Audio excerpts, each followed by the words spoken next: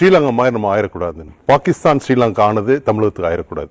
அதை நம்ம பார்த்தோம்னா அதுக்கு பதில் கிடைக்கும். பொருளாதார நிலையில வந்து இப்படிதான் பாகிஸ்தான்ல வந்து இந்தியாவோட பெட்ரோல் விலை கம்மியா இருந்துச்சு. எல்லாரும் சொல்லுவாங்க பாகிஸ்தான்ல பெட்ரோல் விலை கம்மியா இருக்கு, இந்தியாவில் அதிகமா இருக்கு அப்படின்னு. ஸ்ரீலங்காவில் பார்த்தீங்கன்னா நிறைய வரி சலுகைகள் கொடுத்துச்சு அரசாங்கம். கடைசியில் கொலாப்ஸ் ஆயிடுச்சு. தமிழ்நாட்டுக்கு என்ன ஆகும்? போன வருஷம் 90 லட்சம் கோடி கடன் வாங்கணும்.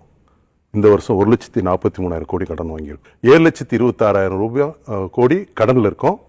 கேரண்டின்னு பார்த்தீங்கன்னா அதுல ஒரு 1,20,000, கிட்டத்தட்ட ஒரு 8,50,000 கோடி கடன்ல தமிழக அரசு இருக்கிறது. இதுக்கு நம்ம கட்டுற வட்டி கிட்டத்தட்ட 9%, 8.8 9% வட்டி கட்டுறோம் நம்ம. இந்த வருஷம் 51,000 கோடி கட்டியிருக்காங்க. அடுத்த வருஷம் 63,000 கோடி கட்டுவாங்க. இப்ப 90 லட்சத்துல இருந்து கடன் 146 லட்சம் ஆயிடுச்சு. இந்த 146 லட்சம் கோடிங்கிறது வந்து நம்ம வருவாயில 50%. அடுத்த வருஷம் இது வந்து 2 லட்சம் கோடி ஆகலாம். இன்னொரு 3 வருஷத்துல ஒரு 11 லட்சம் அல்லது 12 லட்சம் கோடி ஆயிடுச்சுன்னா அரசாங்கம் என்ன பண்ணும்?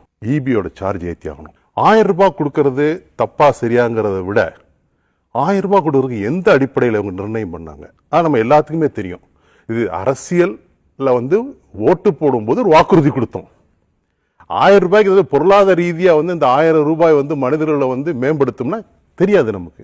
சரி, இந்த 1000 ரூபாயில நல்லது இருக்கா கெட்டது இருக்குன்னா நல்லது இருக்கு கெட்டது இருக்கு. நம்ம வந்து இது திட்டமே தப்புன்னு சொல்ல முடியாது. என்ன நல்லது இருக்குன்னா 20-25 லட்சம் குடும்பங்கள் கண்டிப்பா இது ஒரு பெரிய உபயோகமா இருக்கும். ஏன்னா இன்னைக்கு ஒரு கேஸ் வாங்குறான்னு வச்சுங்க, அடிப்படையில் வந்து இன்னைக்கு அரசாங்கம் வந்து அரிசி கொடுக்குது, பருப்பு கொடுக்குது, சர்க்கரை கொடுக்குது. இதெல்லாம் வந்து மிக மலிவு விலையில கிடைக்குது.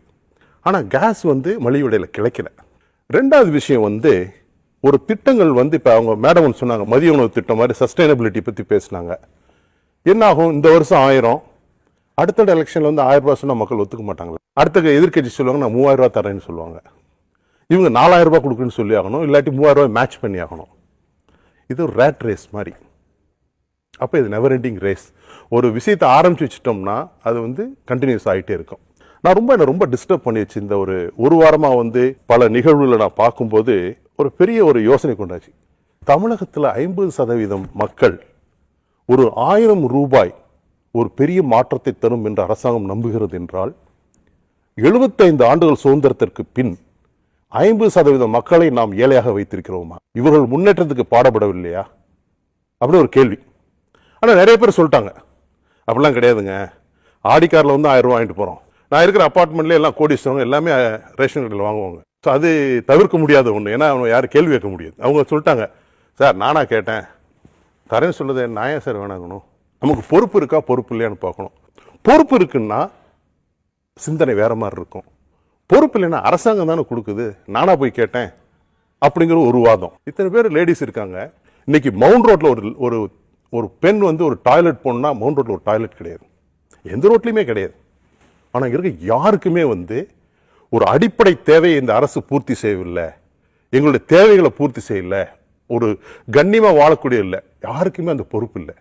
1000 ரூபாய் முக்கியமா தெரிஞ்ச ஒழிய இத்தனை டாய்லெட் இல்லை, எங்களுக்கு பணம் வேணாம், நல்ல ஒரு டாய்லெட் கொடுங்க. ஒவ்வொரு ஸ்ட்ரீட்லயும் நாங்க போறோம், பெண்கள் போக முடியாத ஒரு டாய்லெட் இல்லை, கேளுங்க. எங்க பிள்ளைங்க படிக்கிற ஸ்கூலுக்கு ஆர்வா வாட்டர் கொடுங்க, ஃபேன் கொடுங்க, வசதி கொடுங்க, எனக்கு 1000 ரூபாய் வேணாம். அந்த பொறுப்பை வந்து மிஸ்ஸிங். கொடுக்குறாங்கன்னா எனக்கு கொடுக்குறாங்க, இல்லைன்னு தப்பு. அரசோட நீங்க இதை பத்தி போய் பார்த்தீங்கன்னா ரேஷன் கார்டு கொடுக்குற அமைப்பு போய் பார்த்தீங்கன்னா எங்கேயுமே வரையிருக்குல்ல யாருக்கு ரேஷன் கார்டு கொடுக்குற. நான் வந்து இங்க சென்னைக்கு வந்தோன்னா ரேஷன் கார்டுக்கு ஃபர்ஸ்ட் போனப்ப நான் டிமாண்ட் பண்ண ஒயிட் கார்டு கொடுங்க, எனக்கு வசதி இருக்கு, எனக்கு தேவையில்லை அப்படின்னு. அந்த ஆள் மேலைங்களையும் பார்த்துட்டு நிஜமா தான் சொல்றீங்களா சார்? ஆமா சார் அப்படின்னு. அப்புறம் போய் நான் வந்து ஸ்டாட்டிஸ்டிக்ஸ் எடுத்து பார்த்தேன். எத்தனை பேர் என்ன பண்ணா 60,000 பேர் தான் தமிழகத்தில் வந்து எனக்கு ரேஷன் கார்டு வேண்டாம், அந்த ஒயிட் கார்டு வேணும், எனக்கு அரிசி வேண்டாம், சுகர் வேண்டான்னு. அப்ப தமிழகத்தில் 60,000 பேர் மட்டும்தான் வசதியானவங்களா? மிச்சம் இருக்க எல்லாத்துக்குமே ரேஷன் கார்டு தேவைப்படுது. அரசு பாரபட்சம் இல்லாமல் கொடுத்துருச்சு, எல்லாத்துக்கும் கொடுத்துருவோம் அப்படின்னு சொல்லிட்டு. அதனால இந்த 1000 ரூபாய் ஒரு மிகப்பெரிய சிந்தனையை உண்டாக்கிருச்சு. அதாவது மக்கள் ஒவ்வொருத்தரும் திங்க் பண்ணணும், 1000 ரூபாய் என் பிரச்சனை தீர்க்கும்னா 20-25 லட்சம் குடும்பங்களுக்கு கண்டிப்பா தீர்க்கும். ஒரு கேஸ் சிலிண்டர் வாங்க முடியாத வச்சு மற்றவங்களுக்குலாம் தீர்க்கும்னா கிடையாது. இன்னும் கேட்டீங்கன்னா 10,000 ரூபாய் கொடுங்க. ஐ வுட் ப்ரிஃபர் இந்த அரசாங்கம் ஒவ்வொருத்தருக்கும் 10,000 ரூபாய் தரணும்.